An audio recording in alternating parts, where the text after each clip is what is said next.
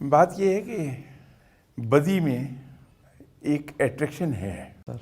वो अट्रैक्शन इंसान को इकट्ठा करती है सर। नेकी की राह हमेशा से बड़ी मुश्किल रही है सर। इसमें पत्थर खाने पड़ते हैं। ठीक है सर। पत्थर खाने के लिए कोई कोई तैयार होता है सर।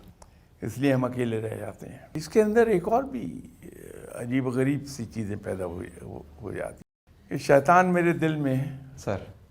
अजीब गरीब सी बात डालता है। मेरे दिल में ये डाल देगा कि मैं बड़ा अच्छा इंसान हूँ इसलिए लोग सलाम करते। अब ये तकब्बुर मेरे अंदर आ गया।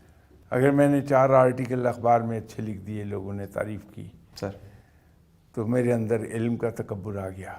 सर। नेकी का तकब्बुर पैदा हो जाएगा, दूसरों के काम आने का तकब्बुर पैदा हो जाएगा। सर। और एक तकब्बुर बहुत खौफनाक है सर। और वो है आजिज़ी का तकब्बुर। ये तकब्बुर शैतान जब डालता है तो इंसान के कदम लड़खड़ाते हैं। सर। इससे बचना चाहिए। दूसरे के साथ कदम मिला के चल ही नहीं पाता। फिर वहाँ अगला कदम ये होता है सर कि मैं अपनी बड़ाई साबित करने में लगा रहूँ।